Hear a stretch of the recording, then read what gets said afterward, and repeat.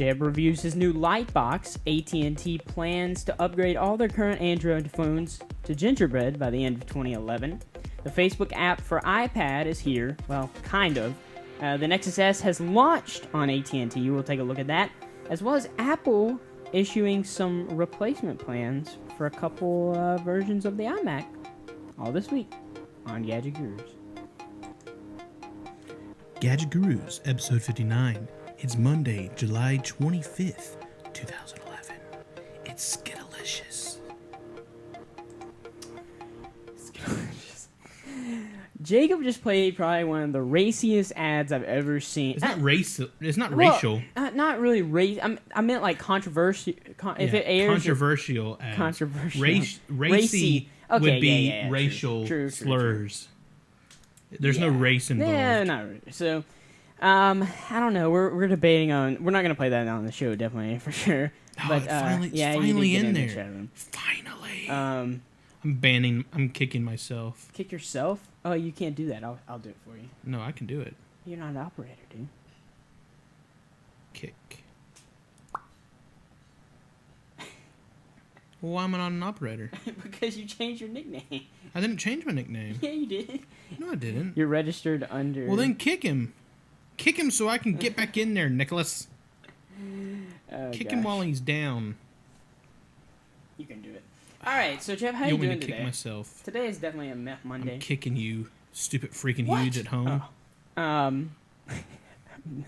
Don't ban yourself. Whoops, I just banned myself. Okay, I'll be right back. Where are you going? I'm gonna get back in so I have my real name. Oh, okay. Your nick isn't registered. Dude, what the crap? Oh, Jacob. Oh, it still hasn't quit. So today is definitely a meth Monday. Wait for it. Ah, why is it only logging in with that one now? Oh gosh, I don't know. That is horrible. One more time. Oh gosh, so we do things besides try to log into our own chat room. Change that junk. Do it. Change it. Yeah, monkey. Oh gosh. Well, who cares? I don't really care. Do All I right. care? No, not really. So Jeff, how you doing today? I'm okay. If you could get into our own chat room. Today is definitely a... Do you even see it on the camera thing yet, Nick? No, I don't. There you go. I don't even know what shots... I think, yeah, what I don't shot know. it is. What? Oh, hold on. Let me fix these real quick. We're just... the spaghetti did it to us. The spaghetti. We had spaghetti for... It's all the It's all the spaghetti's fault. Oh, well. Wow, that's... We can still classify this day better than what Twit is having right now, because they're just having a horrible day in their new studio. Why are they having a horrible day? Because they just are. That's what we need right there. And today is, of course... Monday. Yes. So, yeah, TNT is running fine. Anyhow, Jeb, you've got a new gadget, and I totally forgot about this, and we did another scanning endeavor for something that you guys may, if you can kind of put the pieces together, you may figure out why we would be scanning ourselves in 3D, but I'm not going to say anything on the show. Shh, it's a secret. We haven't talked about it at all. But we have done some scanning, which we attempted to do some... You had a website before. That was a service that allowed you to do this, and you brought your T1i over here, and we used like a bunch of newspapers to get a textured background and everything, and it turns out like the newspaper background turned out better than our 3D scan of our faces. So, did we talk? We talked about this on Tech Weekly, right? Or did we? I can't remember. I don't really remember at all. But Jeb has this new software that's made by Autodesk, and it's free, and we'll talk about it, whenever we decide to. Talk about it. But Jeb's got a gadget that kind of is used for 3D scanning purposes. So Jeb, it's not really used for 3D scanning purposes, but I'm using it. Yeah, that's what I meant. But I mean, it's used for taking pictures. Yeah, if you wanted to sell something a normal on eBay, person takes pictures. Yeah. But yeah. So this is a little light box here. And this is just a picture of it, of course. It's not the actual thing.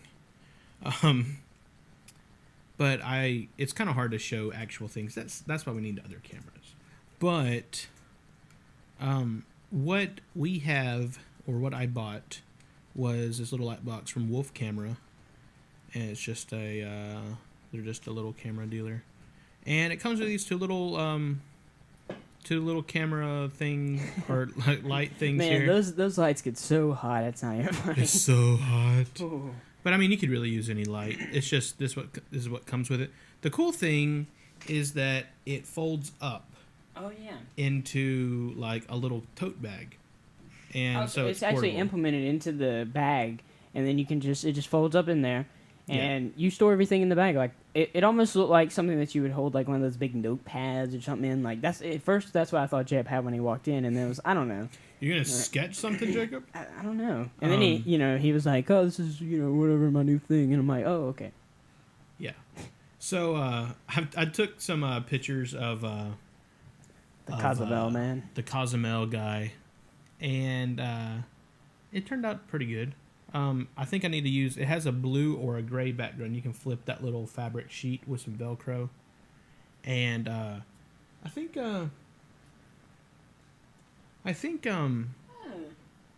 See, like we're way like tilted over one way or the other, but it's okay. Why the crap? Who's watching E News? Okay, so yeah. But yeah, it I think the blue would probably work better with certain things, and the gray might work better with other things. But did you conclude that maybe the blue would work better with the Cozumel man, or you were talking? I don't know. I never about tried that. it again Okay. because the gray. What I'm doing is what you really have to do is move around the object, but I don't want to have to move around the object to take pictures. Right. I just want to rotate the object. I also bought a little just a simple little like Lazy Susan like little turntable thing for the middle of your table or whatever, and I'm using that, so it works out pretty well because you put the object in the middle. The wood grain actually acts as like a positioning mechanism too, because the wood grain's pretty unique. And if you wanted to, you could put some tape or something or whatever. Yeah. So, but it works out pretty good. It's still not at the point where I want it. I think I need like more lighting than what I have, or longer exposures, because I'm shooting it on a tripod, and I'm doing it with my little You talked handheld, about that before. It was on Gadget trigger. Gears. You had the. I think you were actually reviewing your monopod or something, but we did mention that. It's probably in the 30s, maybe. I don't know. I'll probably put that in the show notes. So if you're looking for that, go to pbcasttv.com. It just helps out a lot because if you do like a really low shutter speed, you don't want to like press the shutter, but press the you'll button shake there, the tripod, and then you'll shake it, and Yeah. it's like all like blurry still. So you just use the button. You can do as long as you want and get as much exposure as you want.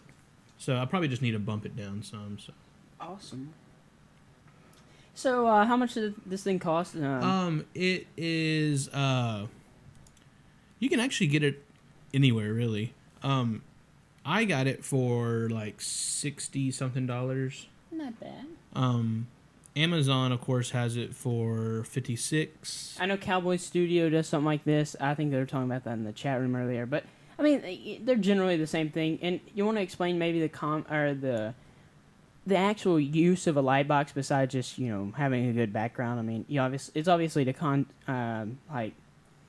bring the light in. Like it's much easier to control the light if it's not like open, right? I mean, that's the main reason to use it. And plus, you have sides that are closed. Well, it also it diffuses Yeah. the light and bounces it around a little, so it kind of lights up everything. And like they're showing in that picture, I know a lot of, I think Cowboy Studio, that's who I keep going back to, but I've seen this before. Cowboy Studio does them. They market it as like a product shot. You know how you can like do product shots for, I don't know, if you're a blogger or something. But also people use this, I know, for eBay auctions and things like that, taking stuff like that. So yeah, if you just want to photograph things. So yeah, pretty cool. All right, $60. Man, those are some those are some powerful lights, but they get like really hot. So yeah, they're like the halogen lights, so they will get pretty warm. I would probably like they all fit in the bag, so you can't really replace it with anything. But if you're like set up in your house and you're not like carrying this around everywhere, I would probably go with like a LED floodlight or something to put on either side. Yeah. Just to give it even more light, and it works out pretty good. So. Alrighty. So let's move on to some of our gadget news for the week. A lot happening in gadgets. We actually had to cut some stories before the show, since I didn't realize that Jeb had a gadget, but gadgets are so much better than gadget news. So Jeb, our first story here is AT&T has just confirmed, this is actually today, hot off the presses on the interwebs, even though there's no press. But anyway, they confirmed that every single one of their Android phones, recent phones in their Android lineup will be getting Gingerbread, which of course is Android 2.3, by the end of 2011. Now, they showed the Samsung Captivate, and there's been a lot of, people were talking about this. They've said forever, like most carriers have, that the Samsung Captivate will be getting 2.3. And I actually considered getting the Samsung Captivate because it's got that OLED screen, and it was really one of the first like big, like good Android phones, like powerful enough Android phones that come to AT&T. But then my Inspire 4G came along, so I decided to, get that. They do cite the Inspire 4G that they're saying that like that's going to be the next phone to get it. So honestly, I'll probably just stay rooted in on CyanogenMod 7 because you're gonna have to go back to all that crap that AT&T bundles with it. I mean, Jeb, you know how they are. You had that, what was it, the backflip or something for a while, and like, they put Yahoo as the default search engine. Yeah, and, like, it's all pretty. this stuff. They have some pretty bad bloatware that they put on there. They won't even let you use the maps. Oh, the Google Maps, like one of the key features. They won't even let you use the Android. navigator. I mean, they do a lot of. Well, they used to do a lot of things. I don't know if they still do it, but it's bad. My dad ended up getting a. He's on the Android side now. Really? Yeah, he made the jump from the iPhone 4? After was it 4 iPhone 4s? 4 iPhone 4. Yeah, they kept breaking. Really? Just because like breaking it. After his first one broke, they just kept giving me a refurbished one. Yeah. And so they were always like, something's wrong with this, and it's broke. But we fixed it, and it just kept breaking. Like they said, like one night, what broke the straw on the camel's back? One night, it just sat there going, incorrect input, incorrect input, incorrect input, incorrect input, incorrect input, incorrect input, incorrect input, incorrect. It just kept going and going and going, and then my dad was like, "Ah, I'm getting another phone." So yeah. So what phone did he get? Just curious. No idea. Oh, you don't know. But My mom was like this morning. Android, She was like, "Oh yeah, your dad got an Android phone." Is it? I It's said, probably "Oh, okay." Android. If it's Android on AT&T, you probably got the Captivate or the Inspire. Maybe the Atrix, which. And one of my friends. Funny thing is, the Atrix 4G, which came out a little bit after my phone. I think it was a couple months. We talked about that before. It's got the keyboard dock and like it makes it almost like a netbook. It got updated yesterday. And one of my friends, we always hesitate to tell people to like update, like always back up with titanium if you're rooted and stuff, so you can get your apps back. And he upgraded, which if I would have known that he was going to upgrade, I would have probably told him to wait so I could help him back it up. He upgraded 2.3, said that there was like a major UI overhaul because of course you're still going to get the moto blur and everything on that Atrix, but he said that.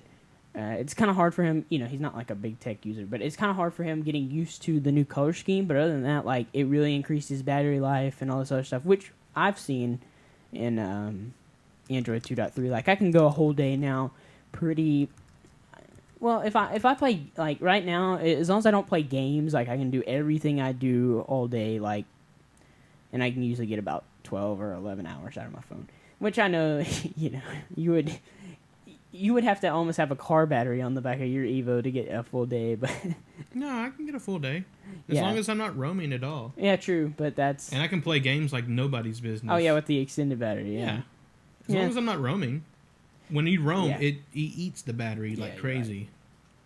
So, I mean, don't you like to see this from a carrier? I like to see, even the Captivate, which by all standards, I had actually presumed that they were going to leave in the dust just because that's how AT&T is. But good move by AT&T, making sure that their Android phones are up to date. So our next story here, I actually woke up to this story. It was about 6 o'clock our time. I was waking up and stuff. And MG Siegler broke the story on TechCrunch saying that he had the Facebook iPad app. And he truly did. I mean, by all accounts, I believe that he had it. And Soldier Knows Best, a couple of YouTubers, walked you through how to install it. I never installed it. But as Carlos said in the chat room right before we started, Facebook has now banned this application. And I understand that yesterday the iPhone got an update. And this was actually built into the iPhone code. So when somebody upgraded, of course, they had like some code sniffers going up in there. And they're like, hey, look, what is this iPad app in here? And then, they whatever, and they got it running. And, just looking at some of the screenshots, that looks pretty cool. And, Jeb, I don't know if you saw my tweet. I said, well, it's great that they're coming out with an iPad app after, however long the iPad's been out. But honestly, can we get some help on the Android side? Because their app totally sucks. I know you've had a ton of issues with the Android app for a while. I just enjoy the mobile version on the website better. Honestly, one of the bad things about the Android app is you cannot, how would I say this? You cannot look at people's pictures that they've been tagged in. Which, if you go to Facebook.com, that's one of the key features. Like, you go to their homepage, and that's one of the first things you see is the pictures that they're tagged in. They changed that a while back. Well, they do a lot of stuff like, in the Android app, like if you click on someone's status thing, it's it's very difficult to do things. Like it ends up like taking you to the website. Yeah. Like I'm like, why don't you build all this into your program? And this is something why are you taking me to a web page? This is something that we've seen on Android is because you can go a ton of different ways, and there's some amazing Android apps. Like Gowalla is a really nice Android app. Like I love their layout, and the Google Plus app. Honestly, I think the Google Plus app, they just ported it to iPhone. Changed the couple UI features just to match the UI. But other than that, it's the same app. And it suits Android a whole lot better. I mean, I've seen people who say, this is horrible for the iPhone, but it works on Android perfect. Facebook seems like one of those people, there's a part in the Facebook application, and I found it before, when you switch to most recent, what is it? You can switch from most recent to, I don't even know what it is. Top news, most recent, check this out. That's an iPhone. Here, Jet, look at this. This is an iPhone interface right here. I know, I saw that. Are you serious? I mean, you can, if you're Facebook, don't you think you want, Android is essentially your second market. Maybe, by users probably gaining. They just don't feel like coding for it. Well. So they just send it to Android the way they have it. Yeah, whatever.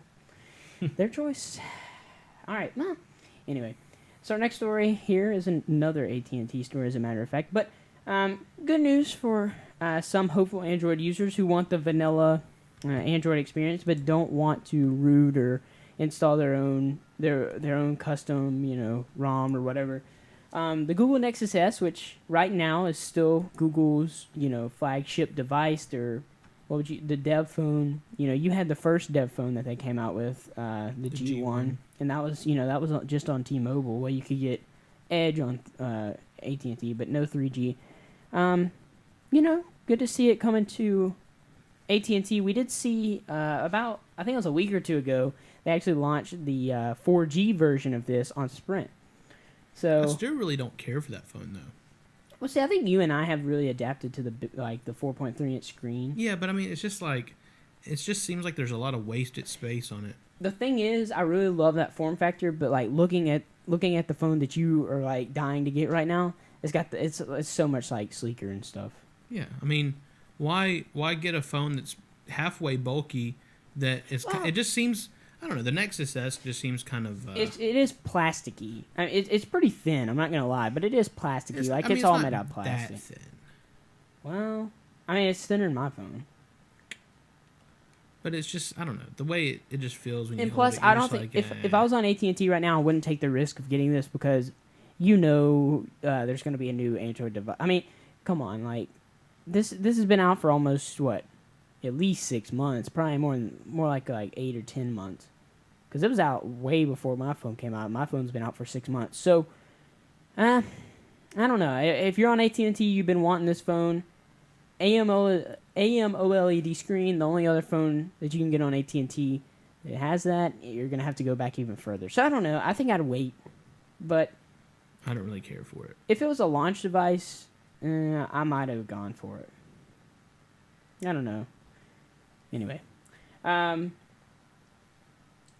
yeah, our final story for the day is that's definitely not our final story. Is a story that I mentioned on the whatchamacallit, if I can bring it up here. So Apple has introduced a replacement program for some iMacs that have 1 terabyte Seagate hard drives. Now, obviously, some of the hard drives are defective. They've had some issues. These are on iMacs between May and July of 2011. So May to July. I want to just go ahead and say, for the record here. For the record. I don't like Seagate. I don't like Seagate either. They've always seemed to like be proprietary and screw you. Now, a couple, yeah, they got that. Like, they got the thing where if you don't use their software to format their hard drive, it's like you only get like a fraction of the size. I'm like, why would you do that? I remember that now. Like, you can't get the full size of the hard drive unless you use their software. Yeah.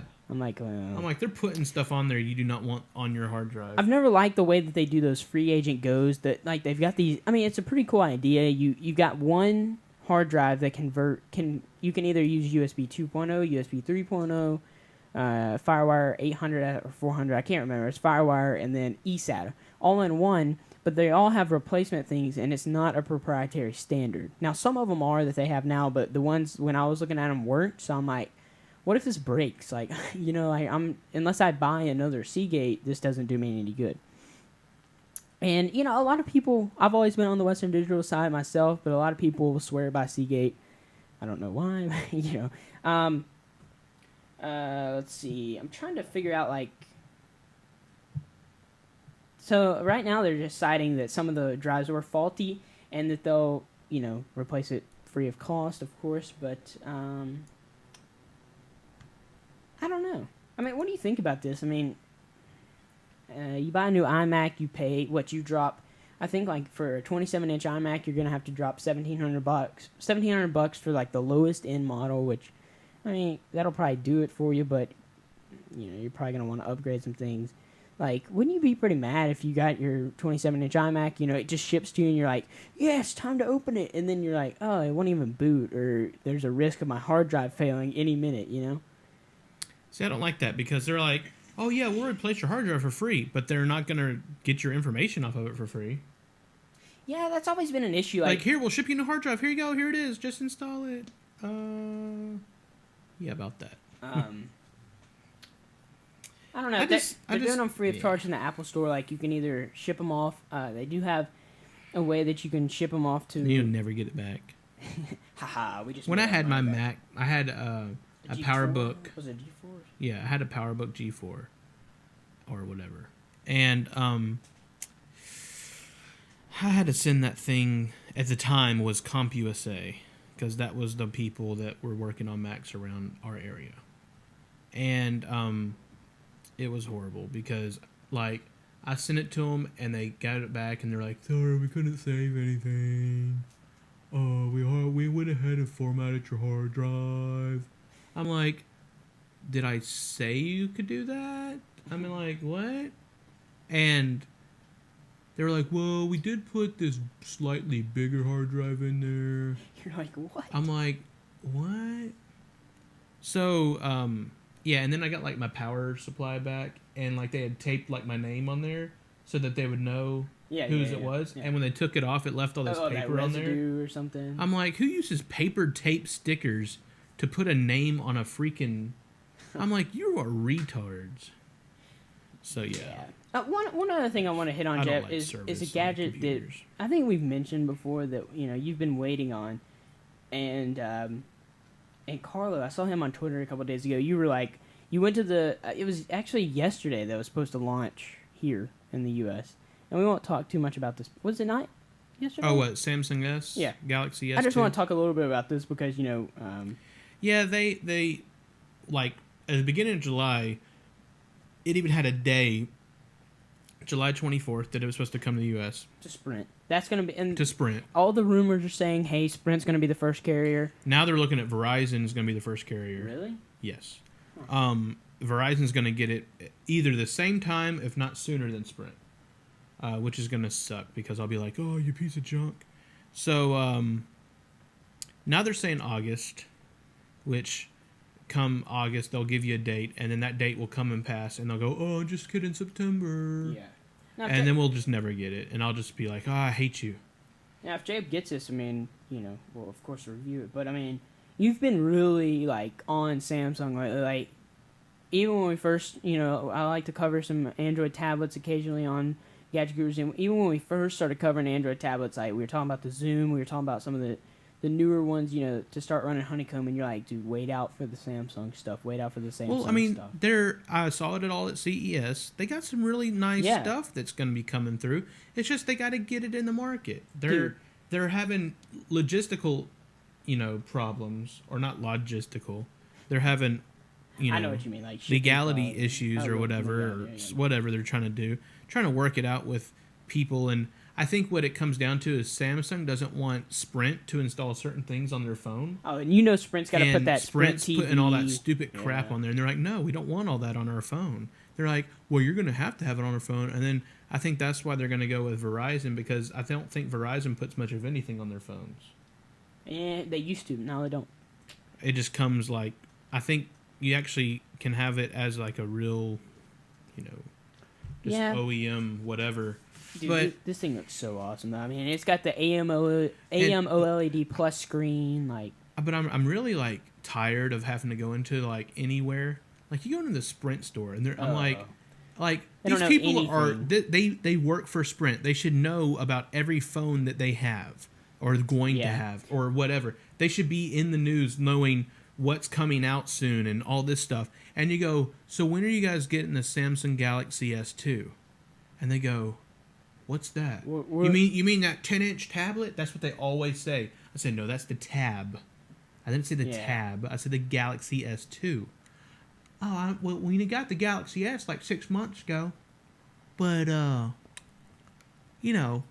then they act like you don't know what you're talking about. So then they go, well, they normally don't come out with those right after the other one. So they're probably not going to come out with it at least for another 6 months. And I went through the same thing. They've been talking about that. I'm like, you people are retards. Like, you literally are retards. Like, if you took an IQ test, you would probably fail it. And it seems like that's, like, everybody that works at those places. You know what I'm saying? Yeah, I went to Best Buy. My phone was one of those. AT&T likes to do this with Best Buy. And I know, like, T-Mobile and stuff do as well. That they do these launch partnerships, and that's how the AT&T, the one that we just talked about was. And I went to Best Buy. I think it launched on like February 13th or something. I don't know why I remember that date, but anyway. And I'm like, I go in there like a week before. I'm like, so I want to get the Inspire 4G, and I read online that you guys are going to have it on the 13th. I mean, how many? And of course, this is the worst question you ask them. I mean, how many you think you're going to have in stock? They're like, what? Well, we usually don't have a stock. Anyway, and I'm like, all right, whatever. And I ended up they couldn't confirm to me that it was going to be there. So I just showed up one day. I just showed up that day, and they're like, oh, you're the first customer. And I'm like, yay. And I got it. Yeah, and with my Evo, me and the guy that I work so with, funny. We were just like, okay, we're going to go up to Best Buy whatever morning. And so we just walked up into Best Buy. And, like, the door opened up, and she's like, yay, you guys are the second ones to get one. And I'm like, okay. It was the first 4G phone. So they were like, oh, my gosh, we only got 40 of them. And you guys aren't on the list, but we got 2 free tickets. I'm like, what are you talking about? And then the girl, like, get this. This is how full of BS these people are, okay?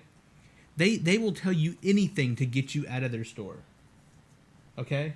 For real. At Sprint? At Best Buy. Oh, Best Buy. Okay, yeah. I walk up there and I go, so you guys doing pre-orders for the Galaxy S2 yet? She's like, you wouldn't believe how many people have asked me that today. I'm like, okay, so are you? I didn't ask how many people are, like, so yes or no, so I can leave or pay money to pre-order it.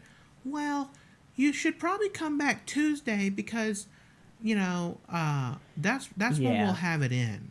And I was like, I thought it was coming out Sunday, July 24th. Oh, that's right. That's a Yeah. Sunday, isn't it? Okay. I'm like, well, what time do you guys open up Sunday? She goes, we're not really doing pre-orders. I was like, so what time are you guys open up Sunday? She's like, oh, about 10 o'clock. So come by then, and then you'll be able to get one. And then some guy was like, what are you talking about? And she's like, oh, the Samsung Galaxy S2.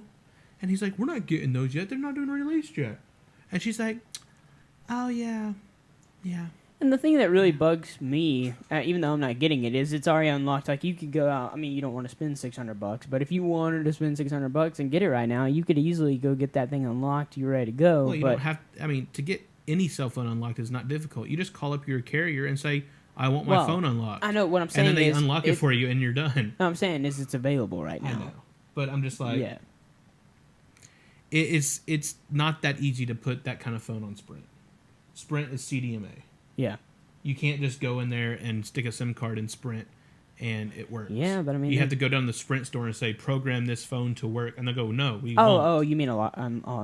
Unlocked phone, yes. Okay. The only carriers that take that is like AT&T and T-Mobile. Pretty much, that's all you just go out and buy a quad band and then you're set. Like, you got everything, and any SIM card you can throw in there, it'll work. So, yeah, I don't know.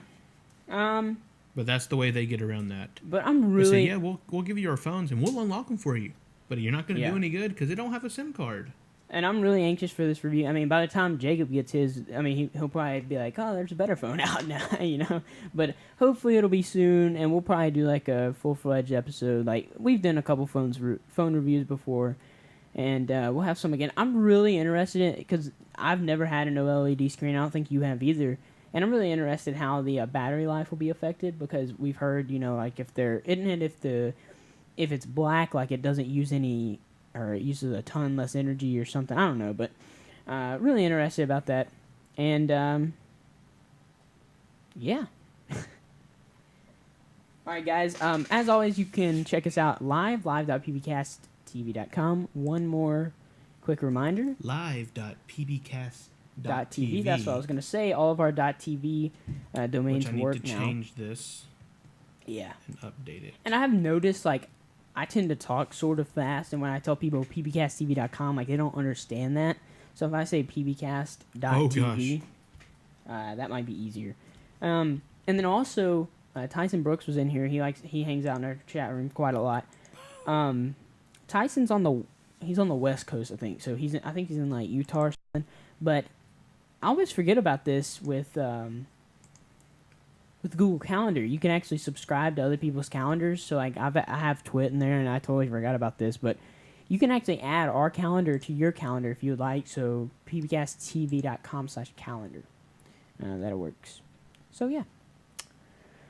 All right, guys. As always, you can follow Jacob on Twitter, twitter.com/freakinhuge, FREAKINHUGE, and JacobRoberts.me. And I understand you have a new plus. Jacob Roberts. Yeah, JacobRoberts.me/plus. I like that. That's good. Like the plus sign. Yeah. There you go. Number 1. And you can follow me on Twitter, twitter.com/thatnickjones, nickjones.me, and unfortunately I don't have a cool link like that. You can just go to gplus.to/nickjones. And then make sure to follow PBcast TV on Twitter, twitter.com/PBcast TV. And I'm hoping to get us a business account on Google Plus whenever they get that, because I'm really interested on the social interaction that Google Plus provides. Like, you can, like, if you ask a question on Google Plus, you'll always get a comment. Like, that's just how it is. I mean, if you got a good amount of people in there, like, people are, and I think it's the threaded comments, and we've talked about this before, but I'm really interested in Google Plus, and hopefully we'll be able to get on there soon as a brand. So yeah, guys, until next time, I am Nick Jones. And I'm Jacob Roberts. And this has been another episode of Gadget Gurus. So, see ya.